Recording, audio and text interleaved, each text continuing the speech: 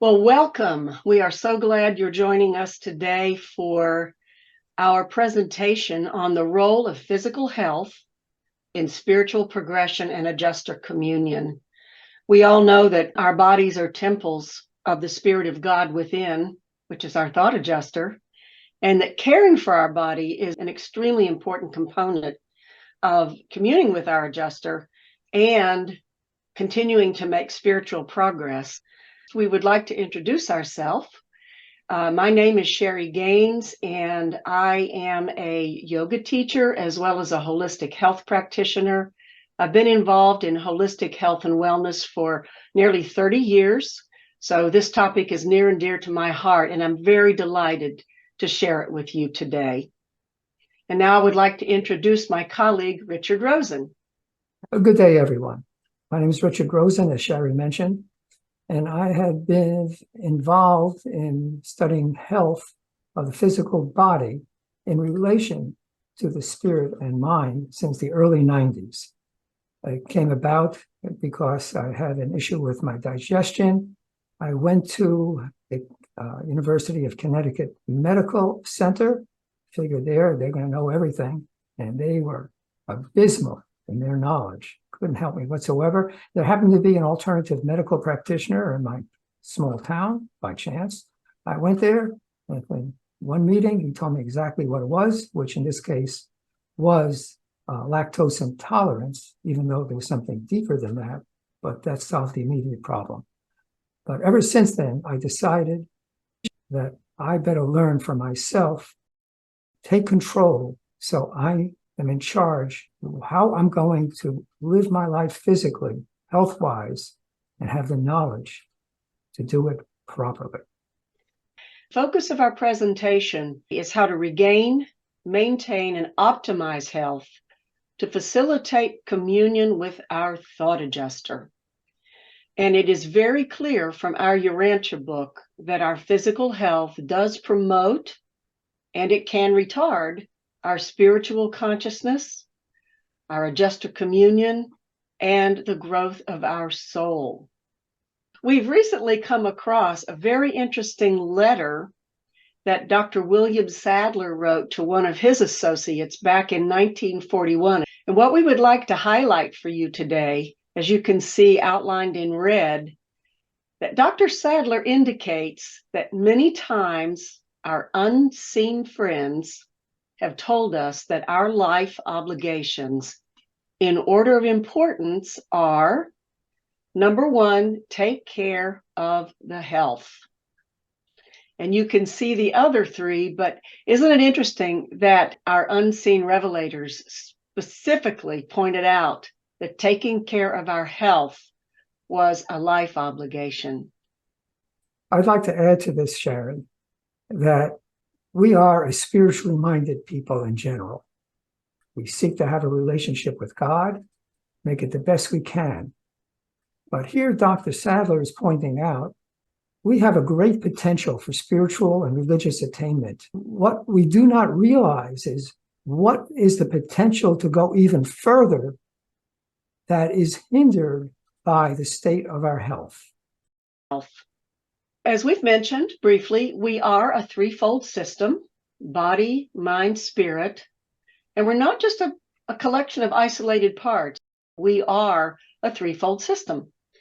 And we would like to share some quotes today from our revelation to validate this.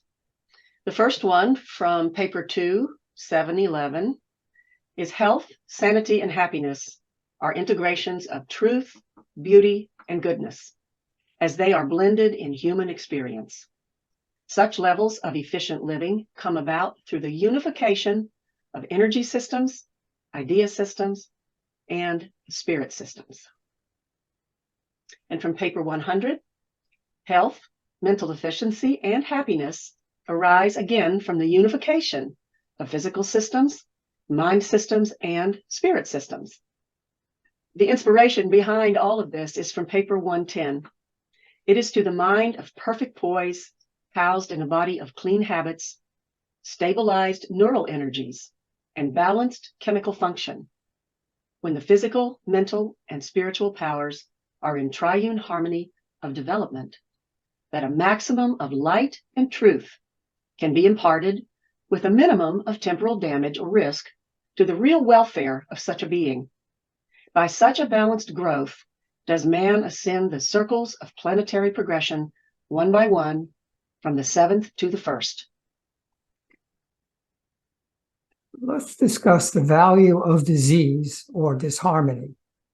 Now, it may sound strange that there's value in disease, but as a spiritual-minded people, we know that when the hammer falls on our big toe, it's like our mind goes there. Then to question what happens after our attention is brought. So let me read these points. Because we are triune beings, we are not ordinarily physically ill without there being a mind and or spirit complement. You cannot have one without the other. It is not possible to be in physical disharmony without mind and or spirit having a corresponding disharmony. Now, this may sound tough. How can that be? Now, there are such a thing as the accidents of time, and that doesn't apply. But for most things, when we have an effect in our spirit, our mind, or body, they're all interconnected, as Sherri just reviewed, in the threefold nature of our being. Point 2, physical, psychological, and spiritual pain are warning signs not to be ignored. They motivate us to look inward to restore harmony. And last, develop a holistic perspective of recognizing and transcending this harmony. Now, I'll give you an example of how this worked in my life. Some years ago, I got a toenail fungus. And so, as is customary with me, I asked God, why? Because I knew of the principle that one is not connected to the other parts of our being. It became obvious. I walk barefoot in the house. I never look where I'm going. Now, the reason why I don't look is because I'm trying to accomplish so much. So when I'm going from the bedroom to the kitchen, I want to think about a few things, and the mind is this where and that where, but it's not on where I'm walking. That was the mindful component. I thought, okay, that makes sense. So it's just a question of paying attention. But wait, there was also a spiritual component.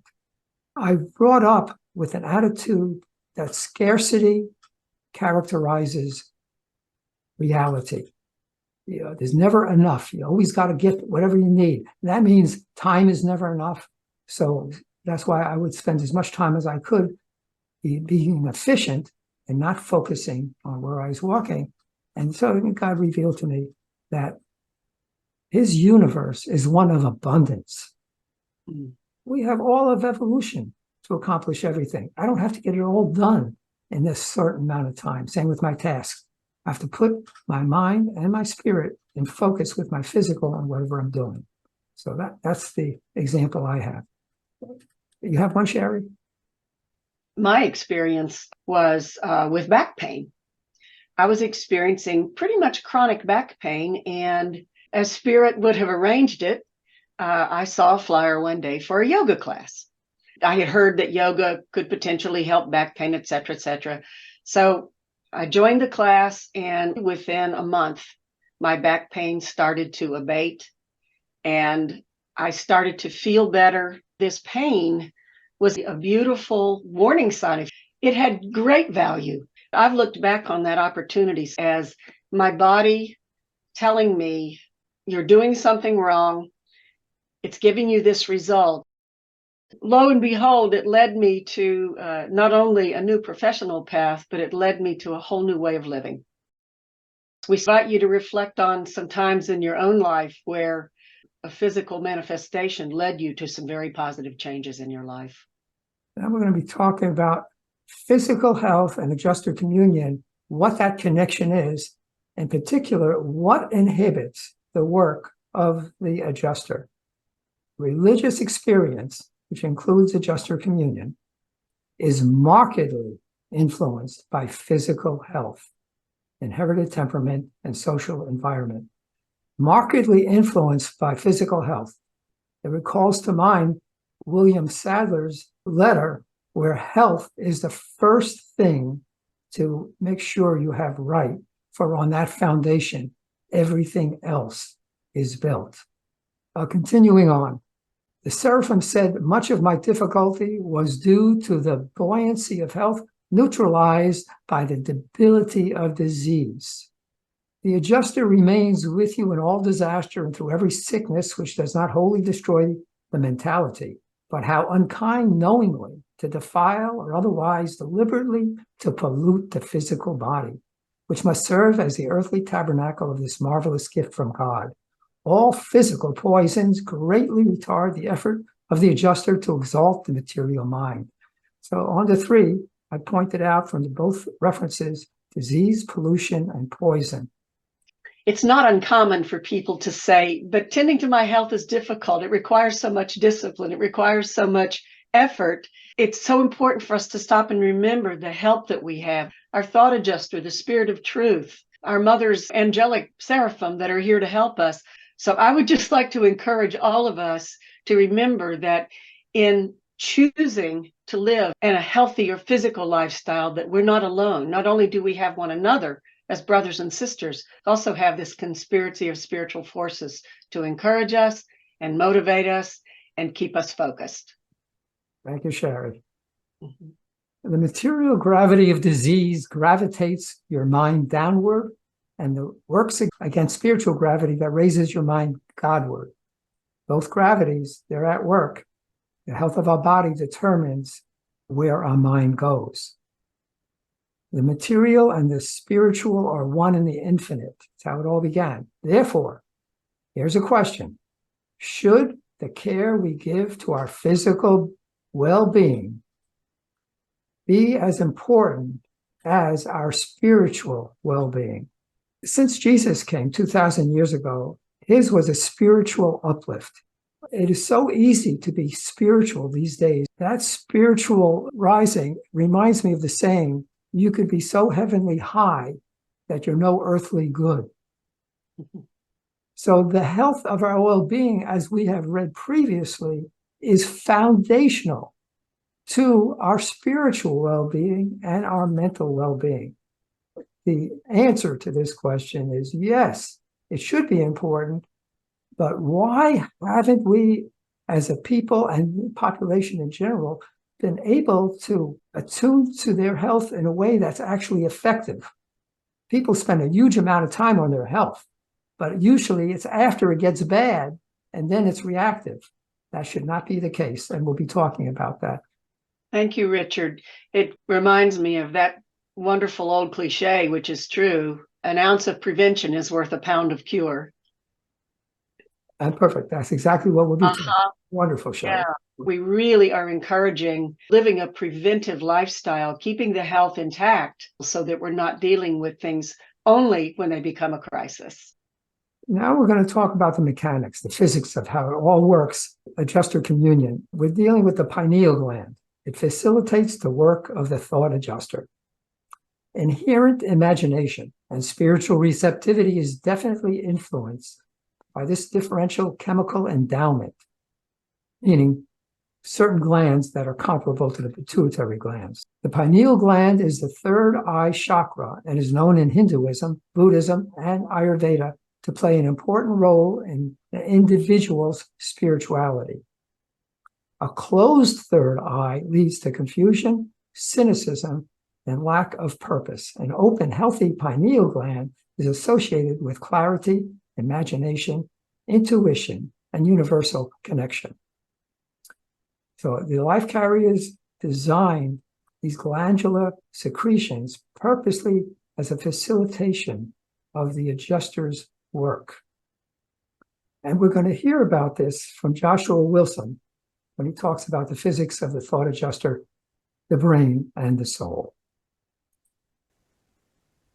In the Urantia book, we read that we have two brains, right? Not two halves of one brain, two hemispheres of one brain. It actually comes right out. You got two brains. The Urantia book says that the thoughts, once they're a bona fide adjustment has been made, right? Because we've been tossing them again back and forth over the two sides, kind of like a tennis ball. Falling, played back and forth and back and forth. And we wanted to finally score or settle over on the right side with that player. The net in the middle is the corpus callosum, a bundle of nerve fibers about that thick that connect the two hemispheres. But mostly keeps the two hemispheres apart. And they have very different views on the body.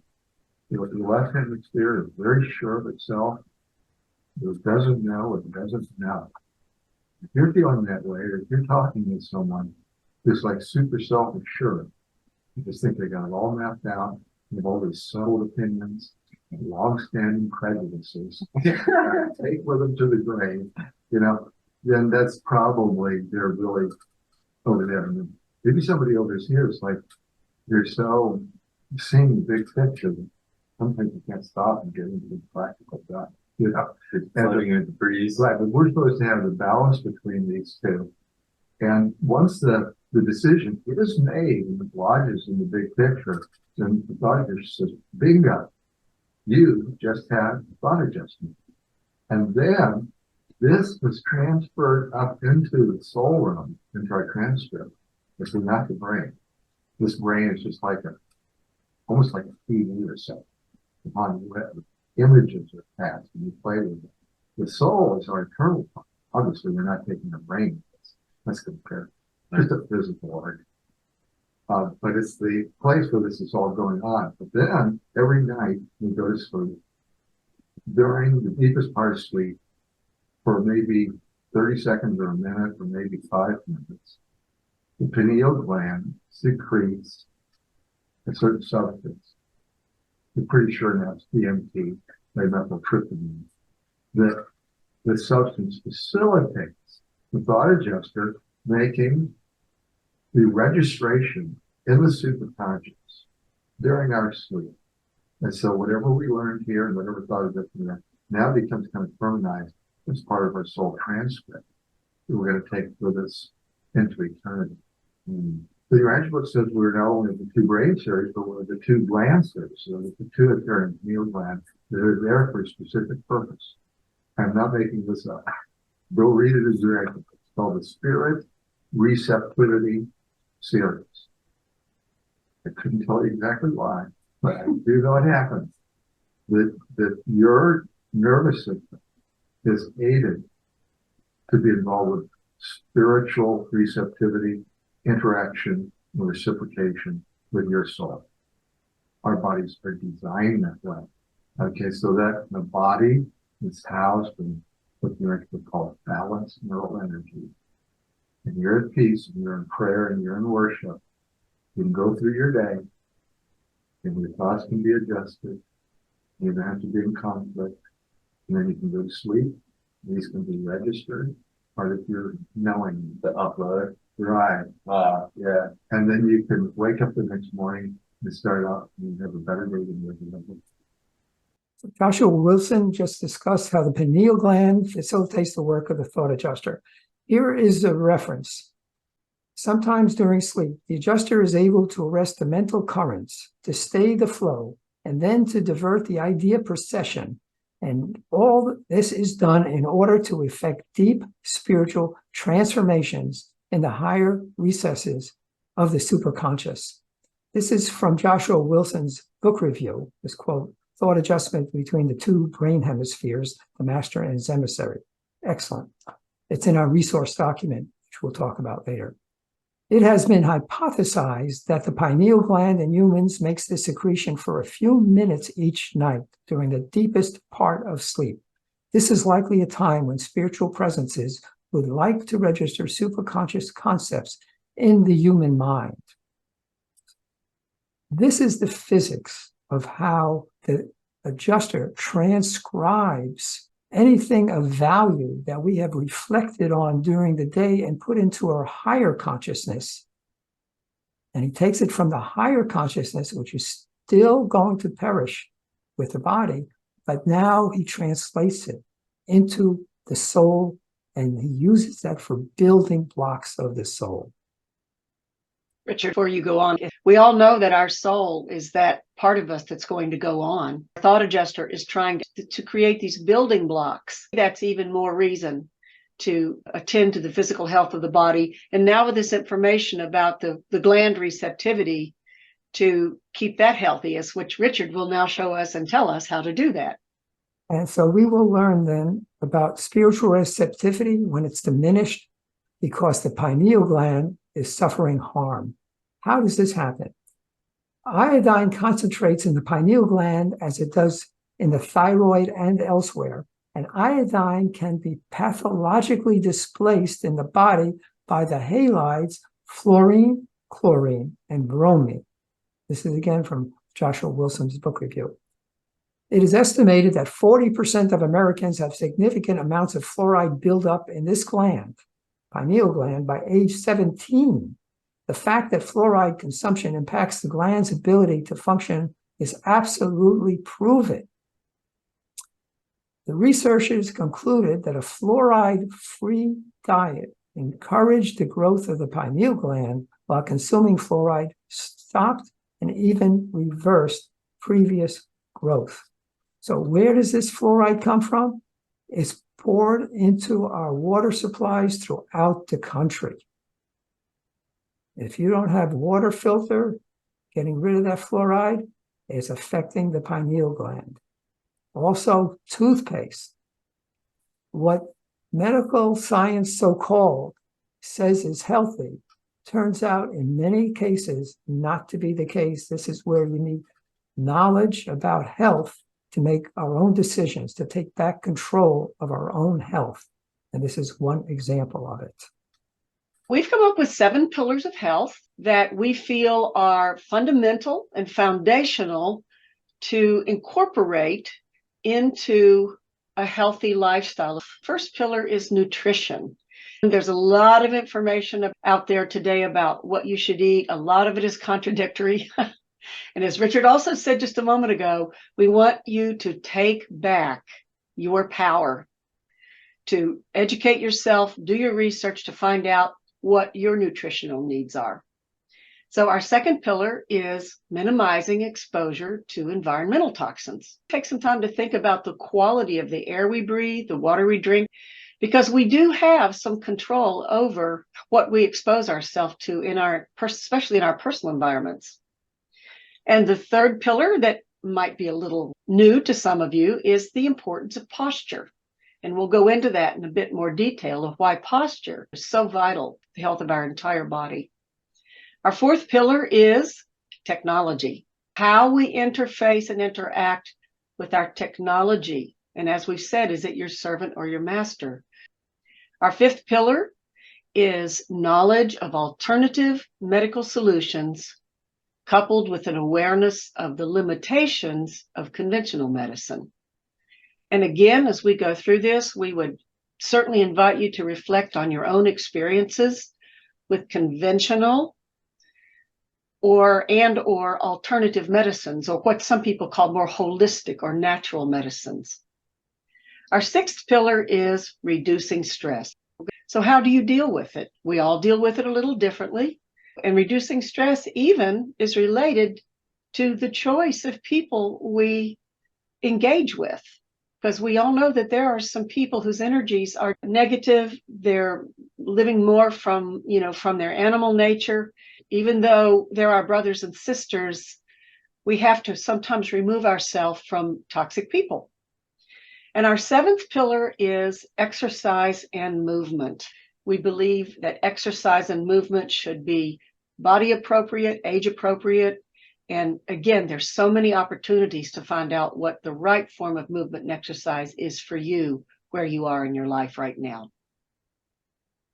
And let me add to that, Sherri, that there's a reference that says that man cannot cause growth, but he can supply favorable conditions. And these 7 are foundational, favorable conditions for physical health. And they're all necessary. It's like the sign in my dentist office. Do I have to floss every tooth? No, just the ones you want to keep. That's great, Richard. We are hopefully offering you ways to create the favorable conditions. Only floss the teeth you want to keep. I like that. Oh, yeah. Now let's the first pillar here, nutrition. And The subtitle is What Did Non-Industrial Man Eat? Because I find that personally to be a very practical yardstick in determining what foods to purchase and what foods to eat. And the first reference, up to the time of leaving the first garden, Adam and his family had always subsisted on fruits, cereals, and nuts. On the way to Mesopotamia, they had, for the first time, partaken of herbs and vegetables. The eating of meat was early introduced into the second garden, but Adam and Eve never partook of flesh as part of their regular diet. Neither did Adam's son, nor Eve's son, nor the other children of the first generation of the first garden become flesh eaters. 1930s, Weston Price, who was a dentist, he went out to Polynesia and other non-industrialized people and found that they had perfect overall health, as well as perfect teeth. Their diets contained no refined ingredients, such as sugar or high fructose corn syrup, white flour, canned goods, pasteurized, homogenized, skim or low-fat milk, refined or hydrogenated vegetable oils, these are the seed oils like canola oil, protein powders, which might be a little bit of a shock for us smoothie drinkers. Protein powder is an isolate. It's not a food that has all the different elements in a food. It's just an isolate of one particular protein. Synthetic vitamins or toxic additives and artificial colors. Anybody like a little more yellow dye? Things like that. So Hippocrates, back during the Greeks' heyday, said, let food be thy medicine and medicine be thy food. And that is so foundational when it comes to nutrition. That and what did non-industrialized man eat? Now this here is from, at the bottom, you can see Donna Schwenk. She has a website about culturing food. I found her a few years ago, and I culture pickles, vegetables, kefir, yogurt, even more. Anyway, I thought this was very interesting in talking about foods that have not been processed versus processed food. You always hear about processed food being bad. Here's an example why. She wrote, mineral-rich salts are very different from salts that have been stripped of their minerals. I actually found the magnesium in Celtic sea salt helps my blood pressure stay in a healthy range, while many recommend removing salt from their diet when they have elevated blood pressure. Once again, I learned it wasn't the salt that was causing problems. It was the refining of salt that was stripped of over 80 minerals that were naturally occurring. It's been such a journey for me, the discovery that many foods that had been demonized and I was told not to consume were often foods no longer in their natural state. When I consumed them in their natural state, they became health foods for me, and I once again found the benefits that they provided. What's medicine for one is poison for another. Ayurvedic medicine. Learn what foods your body requires for optimal health. See, we each are individual, so it's learning to be in touch with our bodies. In modern society, boy, we have gone out of touch with what we're really feeling. Our minds are so focused elsewhere that really being in touch with every nuance in our body and how we're feeling is just going out the window. That's how we know what's right for us. One food that may be good for somebody else may not be right for us, and vice versa. Our bodies require less to live on than we now consume. It's healthier to eat less. That's a general rule, and I had to learn how to push away the plate. Now, when I grew up as a child, my mother, it's like they're all starving in China. Eat everything. And boy, that was a lifetime habit that took me some effort. And I learned that from Eve, my wife, because she would stop eating whenever she was full and leave stuff. And finally, I learned the same thing. It's better to eat less than eat everything that's put before you. And beware overconsumption of foods you like, because they cause allergies. I used to eat eggs as a young man every single day. I didn't have much money, but they were cheap. I had a 99-cent breakfast in those days. Well, I ended up becoming egg sensitive, and I don't have it anymore because now it's in moderation. Second point is avoid animals treated with hormones and veterinary drugs such as antibiotics, animals fed with foods contaminated by pesticides and heavy metals, animals genetically modified such as salmon. Yeah, that's now in the stores, genetically modified salmon, very dangerous. That's why grass-fed, genuinely grass-fed, hopefully from local farms where you can actually get to know your farmers or the farmers market and you can talk to them. Third, avoid vegetables grown with pesticides such as glyphosate, genetically modified organisms, GMOs, chemical fertilizers, and sewer sludge. That sewer sludge comes out of the sewage processing plants. So they say, what are we going to do with all this sediment? Oh, I know. We'll put it on the earth and grow grains and vegetables in it. Well, what do these sludge have it? They have everything that's flushed down the toilet or into the sink goes in there. All these estrogen-generated hormone from ladies' sanitary products, they all have estrogen in it. It's very bad.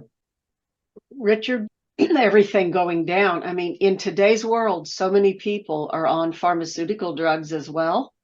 There have been reports that have come out about the chemicals that other people are excreting through their body waste that go into our systems can't always all be filtered out. The potential is someone else's pharmaceutical side effects could enter our bodies. That's just something to keep in mind, you know, when we think about making these choices to eat better quality food, higher quality food in its most natural state.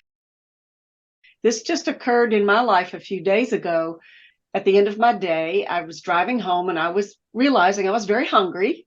I was sitting at a stoplight on my way home. I glanced over and I saw a pizza joint. My brain said, oh, a good old greasy slice of pepperoni pizza. Doesn't that sound good? In the blink of an eye, I got a message from my body that in essence said, you know, I really don't want that, don't you? My brain was remembering what used to give it comfort years ago. My body, who has now gotten accustomed to me honoring it, said, you know, that's not what you want. So I bypassed that. I stopped at a very healthy restaurant and picked up some food to take home with me that I know is very healthy and my body was happy with. Thank you for those examples, Sherri. There's a lot to it. Mm-hmm. Fourth point, filter your water to relieve the toxic burden that most municipal water contains. Things like glyphosate, heavy metals, endocrine disrupting chemicals. Organic versus non-organic. Unfortunately, the organic label from the USDA has been corrupted to a great degree. It's better than non-organic, but I eat local. I want to know where my food is. I hardly ever go to the grocery store anymore. I know all my local farms. I know the farm stands. I know how they raise their animals. I know how they raise their vegetables. And even when they're not organic, it doesn't make a difference because I know they have the right spirit. See, when you get a big corporation like Nestle, Nestle owns some organic food labels, but they don't have the spirit, the value consciousness in front of God to do things the right way like small organic producers do. That's why a lot of small companies that began, they began small, then they sold out to big chains, do not buy from a large multinational corporation. I do not trust them.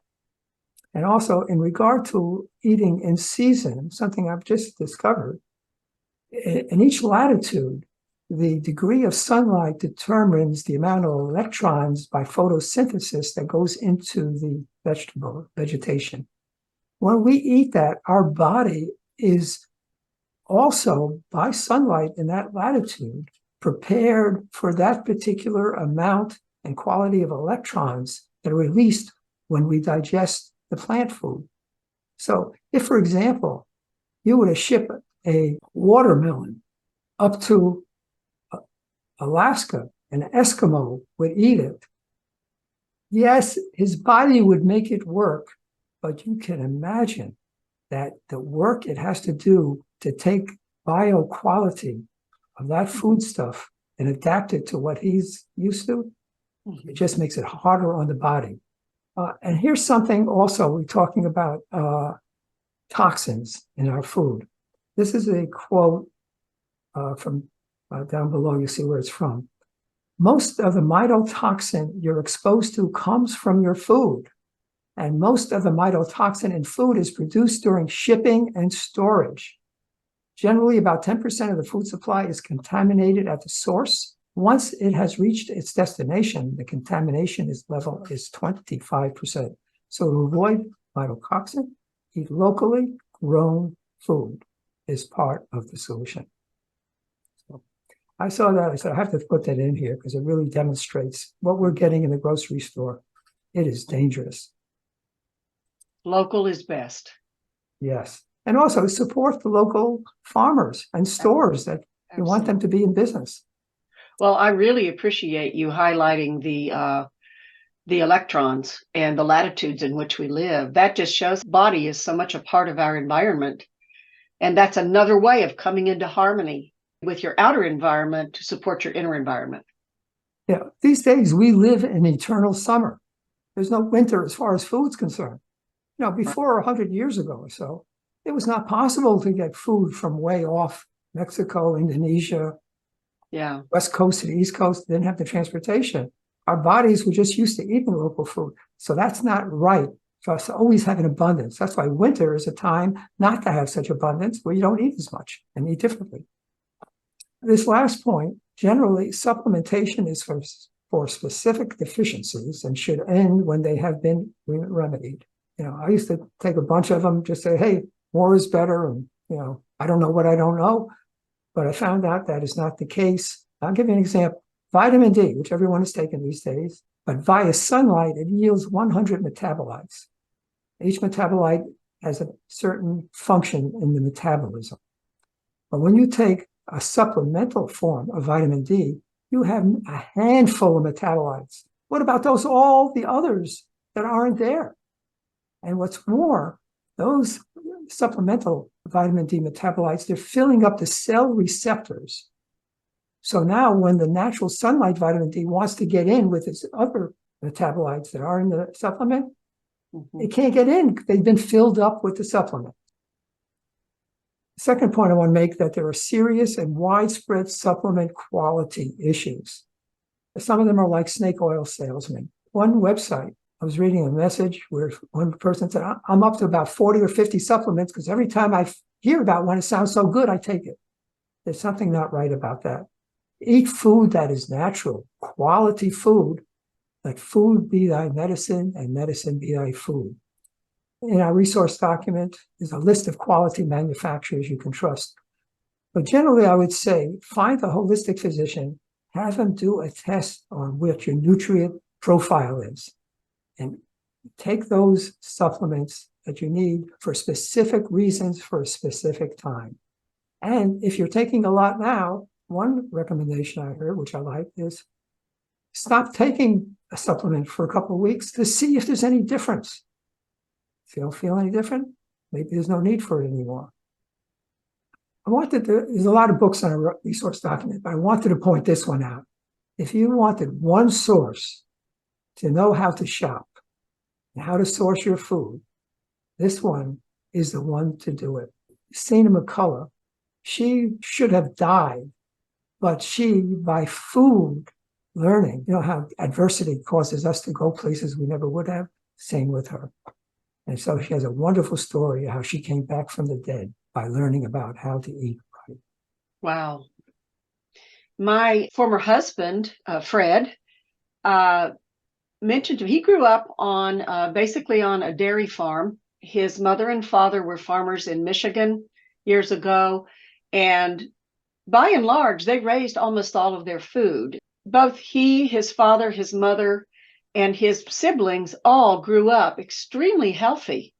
And Fred's almost 80 years old now. So he shared with me one time that he was convinced that the fact that he grew up with non-chemicalized, non-processed, healthy, straight from the earth food was the foundation of his health going forward. Second example I would like to share from my own life is that roughly 30 years ago, I was living with something very common, unfortunately, which is an overgrowth of candida. And it was affecting many aspects of my health, including the fuzzy brain syndrome. Little did I know back then that sugar feeds candida and that simple carbohydrates turn into sugar almost immediately in our body. So with the help of a holistic physician, which I was so grateful to find, I made pretty radical dietary changes, which I have managed to stay in place. And within, I would say, less than 6 months, the candida was completely out of my body. I was on the way with reestablishing a better gut health and a better diet for myself. And I have not experienced that ever again. So again, what we put in our body, what we eat, is very indicative of the physical health that we're going to have going forward. Our next pillar that is our relationship with technology to our health. We really thought about the relationship to our physical, emotional, mental health and how we interact and engage with technology. This is from paper 72, which is helping to describe government on a neighboring planet. These people that are just a little more advanced than we are right now at our stage of evolution have learned how to deal with the machines and technology. And this quote is that these people, slowly but certainly, are conquering their machines. Technology is wonderful. It has a role, just like we're coming to you today. But let us be more and more mindful of how we interface with technology and how we allow it to be either our servant or our master. I would like to introduce now a video that you're going to watch from a friend and a colleague of mine. Amy Murray is a mental health professional. She's been counseling, a clinical social worker and a therapist for over 20 years. She's also now a trained yoga teacher, so she's bringing this somatic piece into her practice. Amy is going to share with us some actual clinical evidence-based examples in her clients, how technology has actually negatively impacted body, mind, and soul and spirit. I'd like to share some thoughts with you about how technology may be negatively impacting our health. So with this context and goal of a triune harmony of mind, body, and spirit, I'd like for us to look at how technology could negatively impact our well-being, our full well-being. So I've got several areas that I'd like to address. We get this flood, constant access to information with technology. You know, we can pick it up. The minute you open your eyes in the bed, you can pick up a phone or a tablet or something, and there you have it. You have so much access to information, and it's too much access, really. Disorienting. I lose context, and I don't know what the truth is anymore. It seems to me with my clients to be leading to an increase in self-doubt, a loss of sense of self, the rise, huge rise of the inner critic. And, you know, it leads us away from our innate wisdom, that the God within, right? That knowledge that we have that's within us, that we don't need to look externally for. It is within us. It's the seed that is there. And we stop looking internally and look always externally. Somebody else knows more than I do, and I need them to tell me what to do. There's also the idea of constant noise. So we have so many devices. I talk to people who the first thing they do when they wake up in the morning is turn to their phone for news or to check social media streams, and maybe they check their devices or turn to the technology throughout the day. Maybe they even wake in the middle of the night and turn to technology for comfort or companionship or information.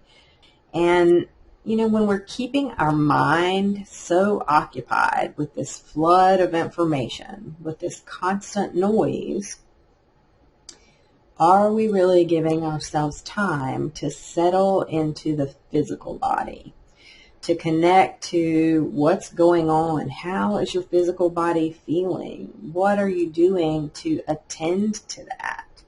And I think sometimes turning away from all the technology is going to help us to do that.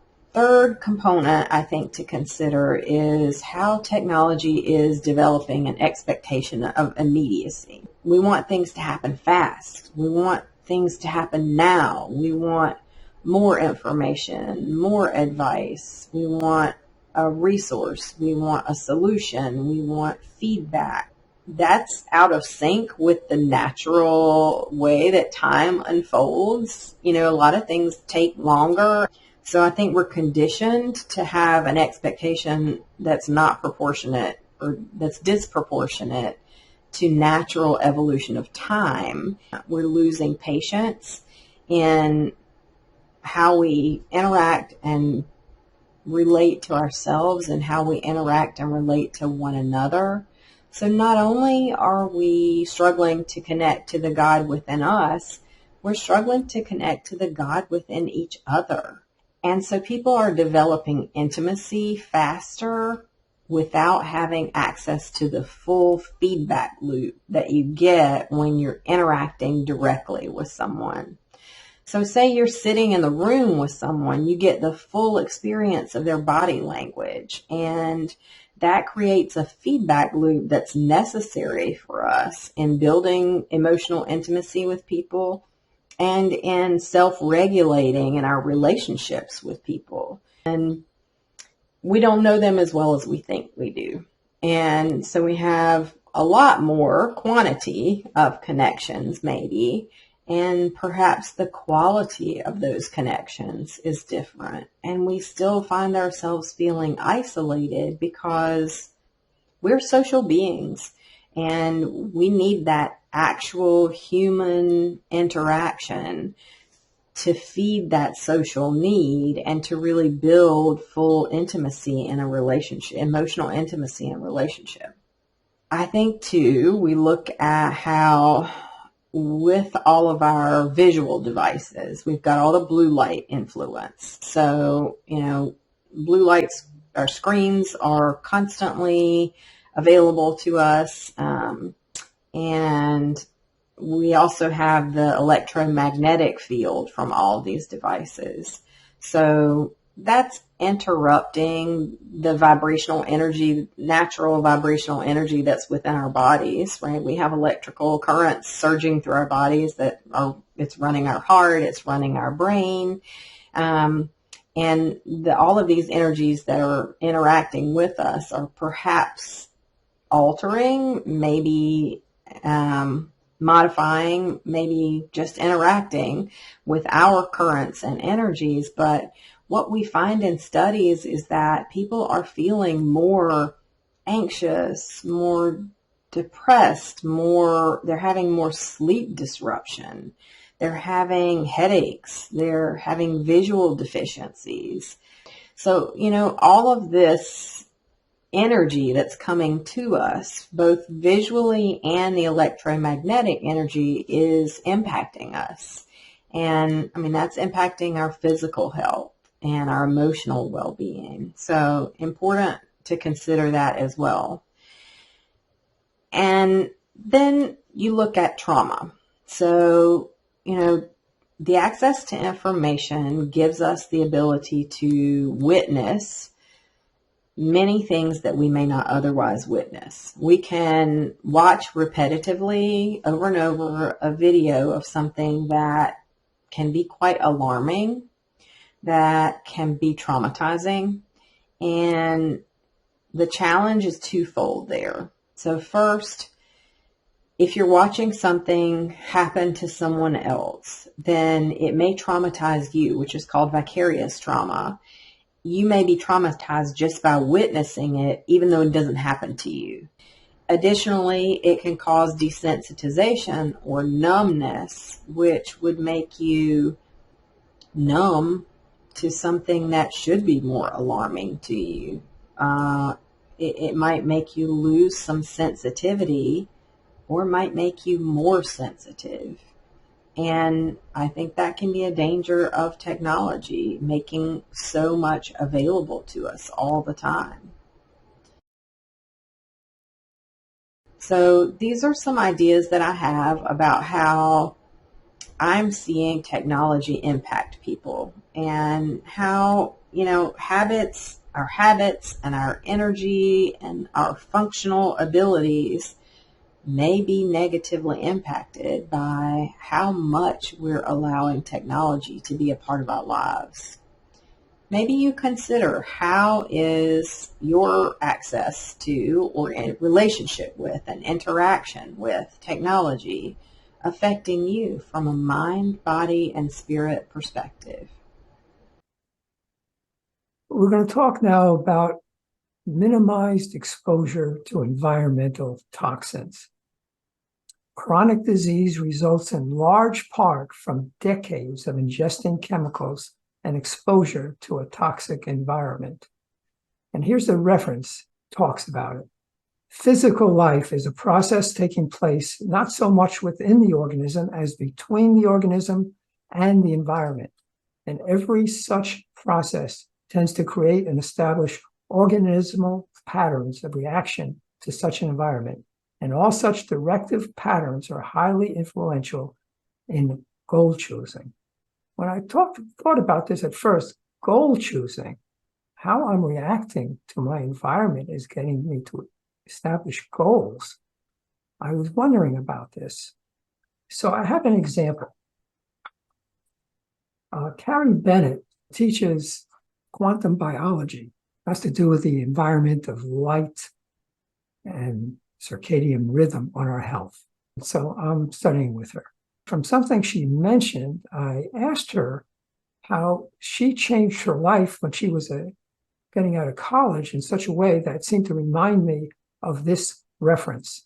Carrie Bennett was a science major, and she had the option to become a research scientist. She wrote, "I knew nothing about the science of quantum aspect of lighting, but I distinctly remember telling my college volleyball coach that I wanted nothing to do with lab research because I didn't want to be stuck under fluorescent lighting all day. That was simply a visceral experience from that type of light that helped direct me away from being in a lab all day." She went on to become a personal trainer, massage therapist, and now a teacher of quantum biology. Her whole life changed because she had a visceral reaction to this fluorescent lights. In those days, it was fluorescent. Now it's LED. And I myself, when I grew up as a youngster in Brooklyn, New York, I remember going along the street and these big smelly buses with the diesel fume pouring out. I'd hold my breath until I could get away from it as long as I could. But that established a pattern that I always wanted clean air. And therefore, I would never live in a city, an urban environment, because of the toxicity of the air.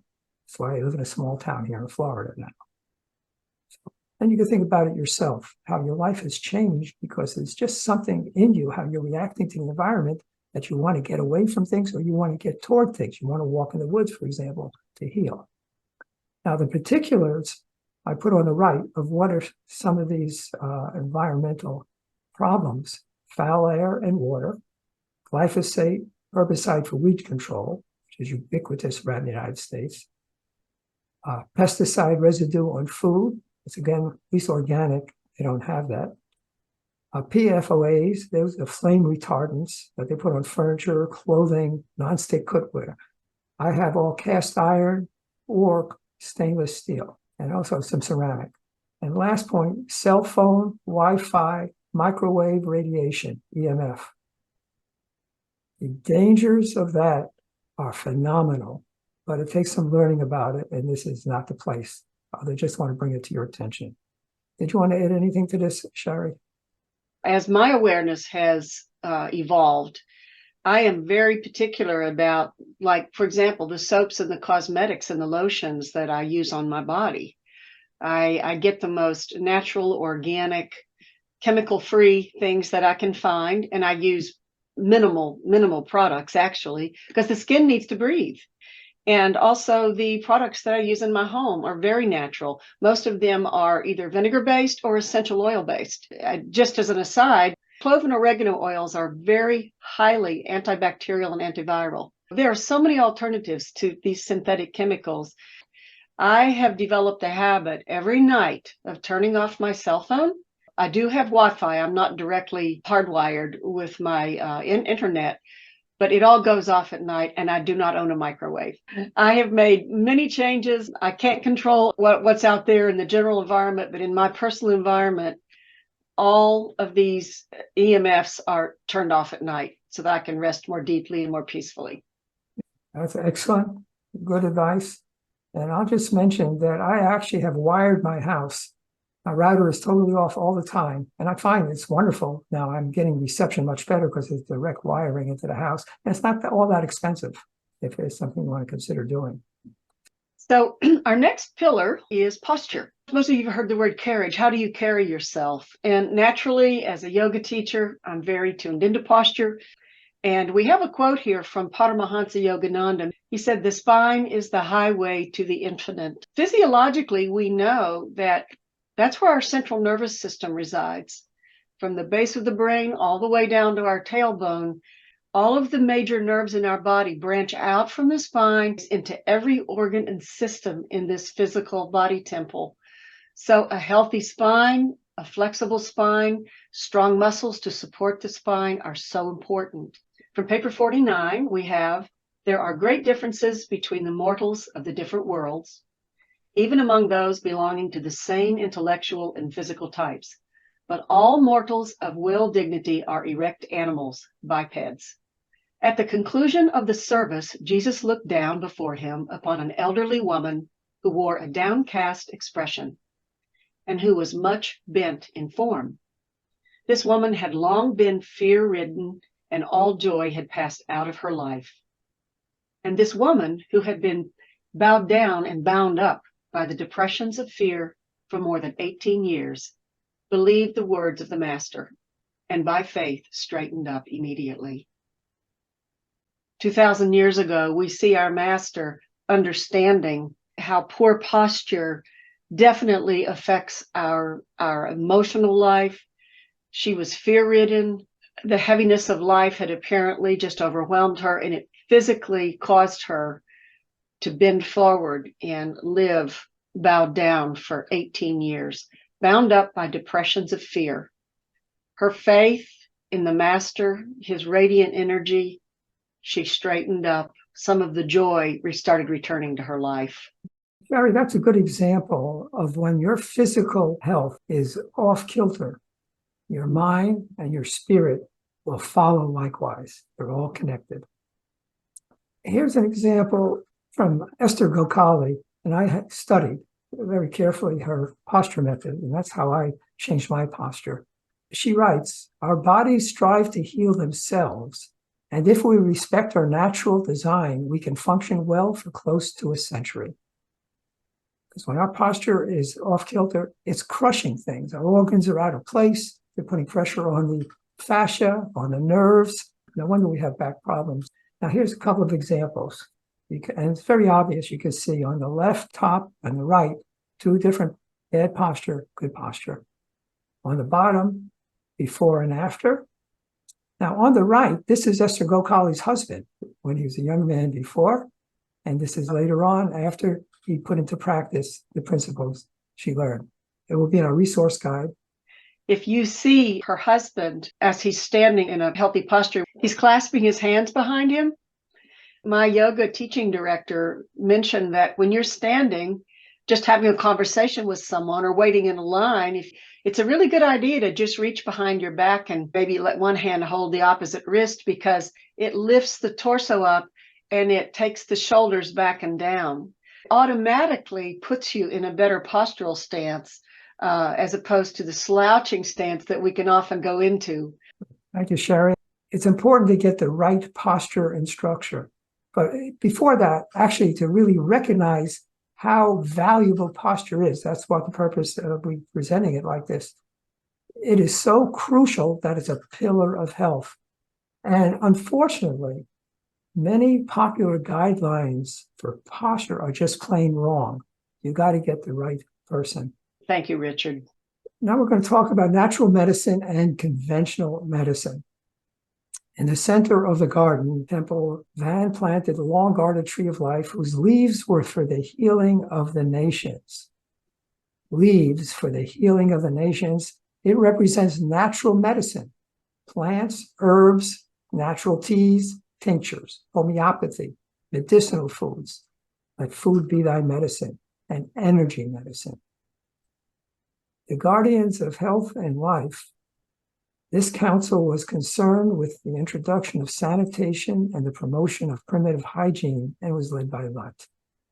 The laws of health and sanitation prevent most naturally occurring disease in contrast to chemically and environmentally introduced disease. The reason that infections sharply declined beginning of the 20th century is because hygiene, at least in the Western countries, finally took place.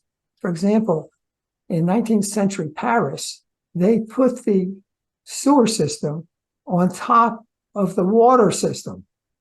Health and sanitation, just those things. So many diseases are waterborne: cholera, typhus, dysentery. See, you got the right sanitation, all that goes. So you don't need chemicalized medicine for it. But what did begin in the early 20th century, and actually in the late 19th century, was the advent of new diseases never before encountered. An example is polio. It began in 1894 in the United States, up in Massachusetts. And the reason it began is because the gypsy moth had gotten loose and it was ravaging all the trees. So they came up with a pesticide made of lead and arsenic, and they sprayed it on everything. One of the reasons they liked it, it stayed on the leaves. The rain didn't wash it off easily. So everybody was consuming all this lead arsenic tainted vegetation.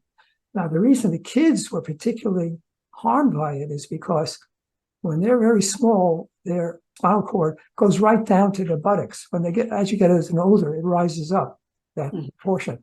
So the chemicals prevented the naturally occurring immune system from preventing any kind of polio virus from getting out. And where did it get out to? Right in back of the stomach, right in the spinal cord.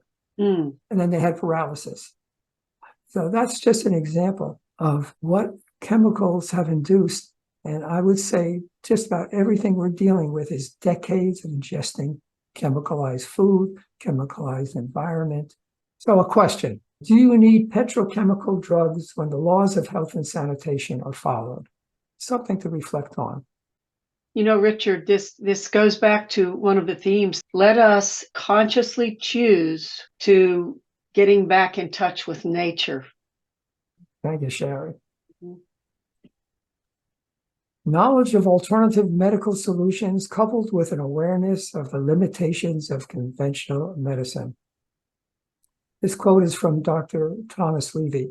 The entirety of traditional medicine is mostly aimed at alleviating the symptoms associated with the disease, while leaving the continued progression of the disease itself unaddressed. Limitation of petrochemical drugs.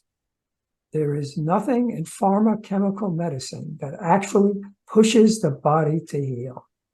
Pharmaceuticals simply whitewash, band-aid, or cover up symptoms while your body either repairs on its own or further degenerates due to the effects of the chemicals or failure to provide the body with what it needs. And this is a very interesting study from Johns Hopkins Medicine in 2016. The third highest cause of death in the US is medical error. I had two serious medical incidents in my life.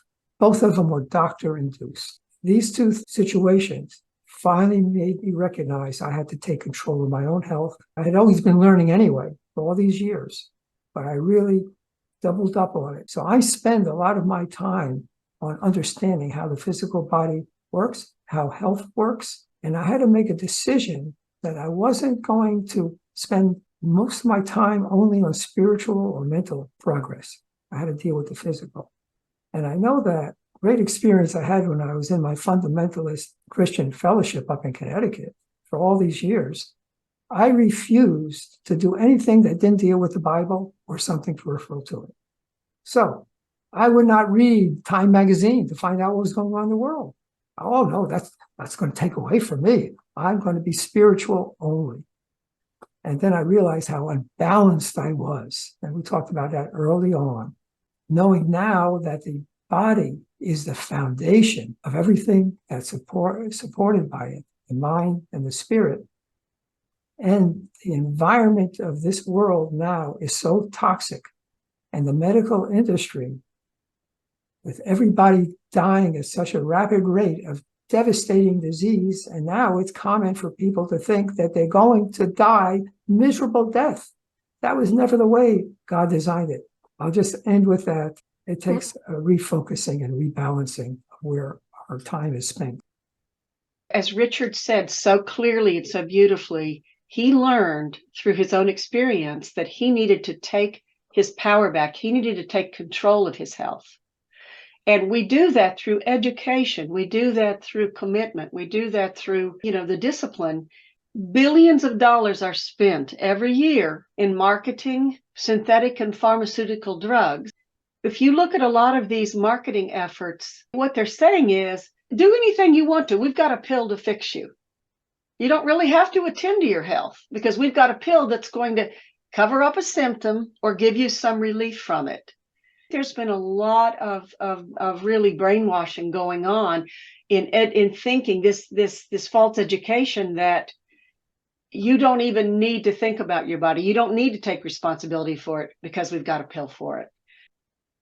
Thank you for that summary, Sherri. And in the resources, we have quite a bit of information about conventional medicine and holistic or natural medicine. We're going to move on to another pillar, and it's stress management. Now, stress is a very generic word. What stresses one may not stress another. But we all could agree that we're living in a very fast-paced, rapidly changing world.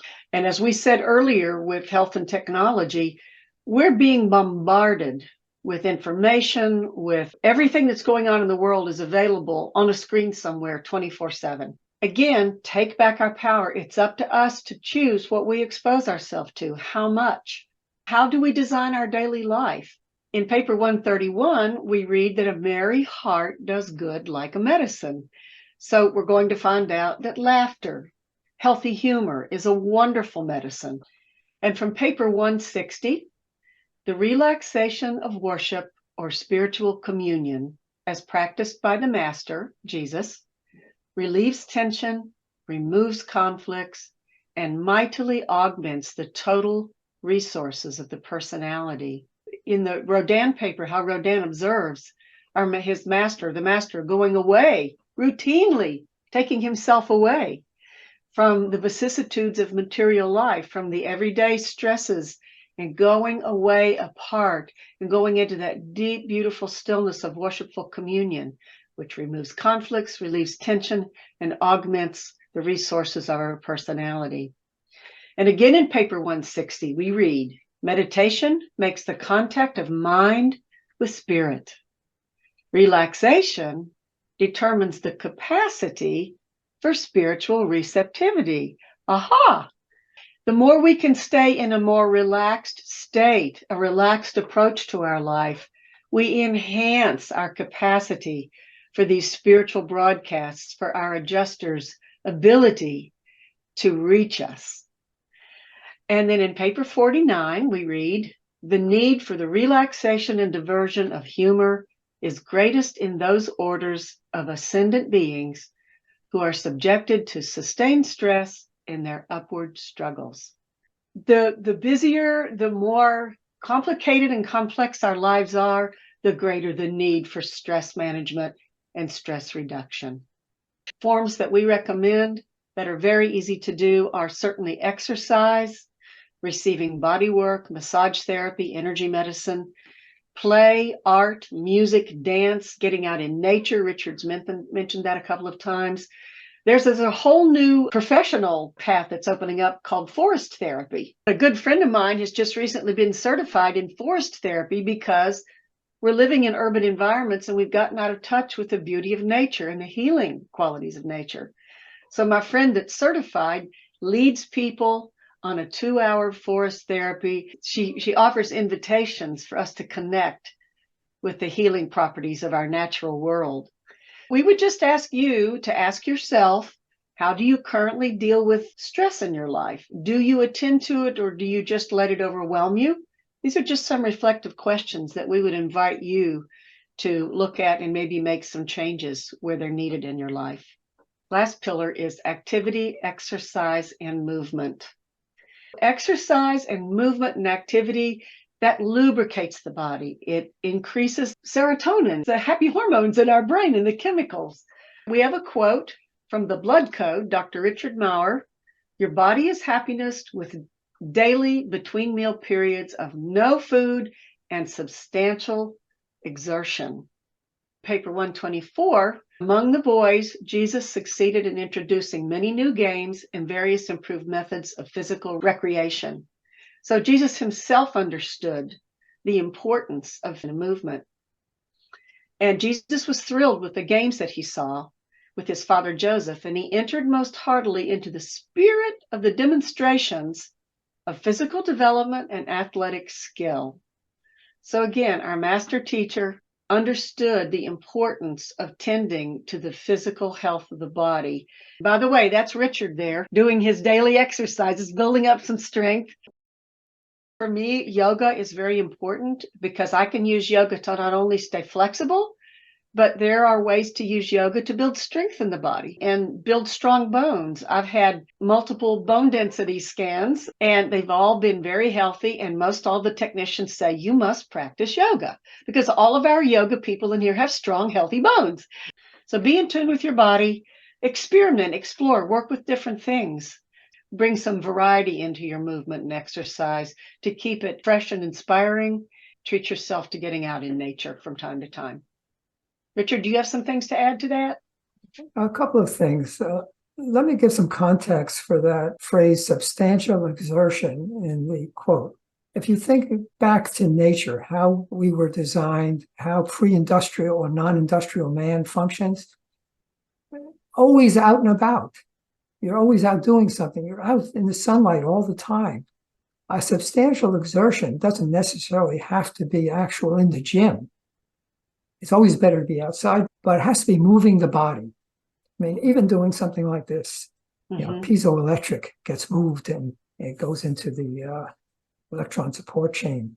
As far as muscle-bearing exercise, the yoga does it, but I purposely wanted to get some weights, and I use hand weights. I hired a trainer who prepared a program for me, what I wanted to accomplish. I'm not at the state where I want to build muscle anymore, but I want to maintain what I have.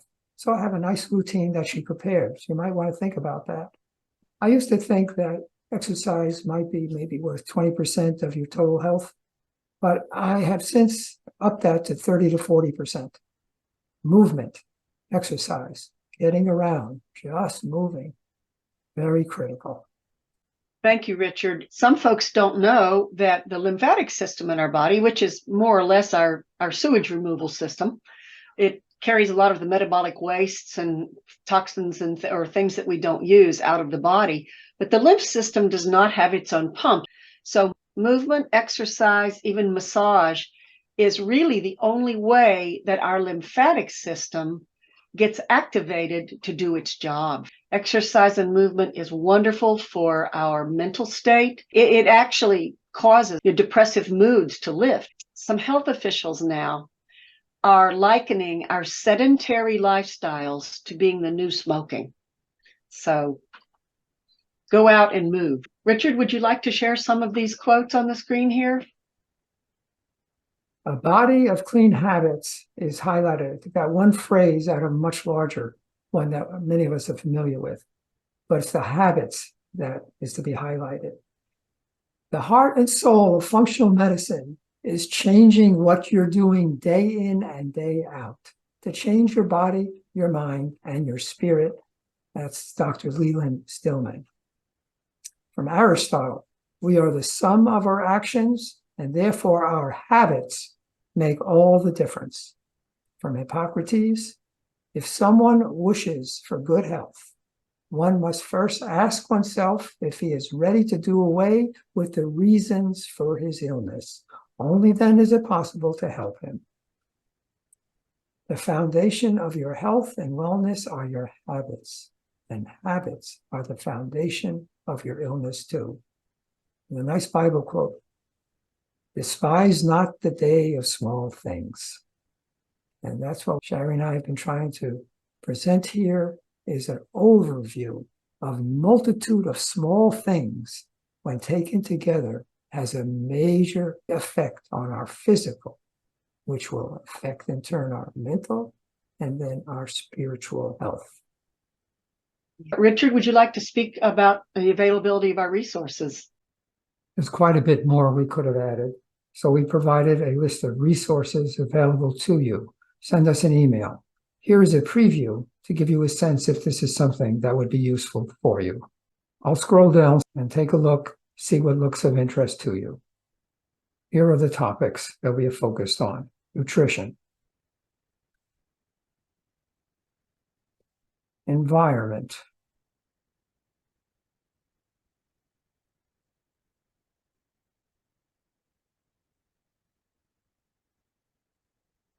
posture, stress, alternative medicine.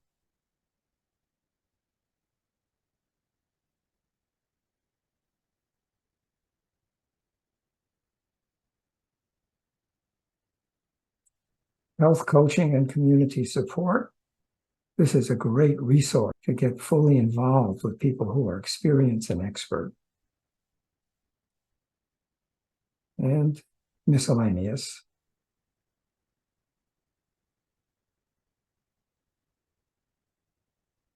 And there's a summary and conclusion.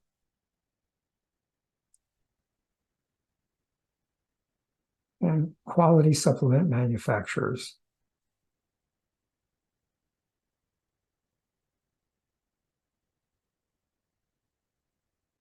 Sherri and I thank you for your attention. We wish you well on your journey to optimal health.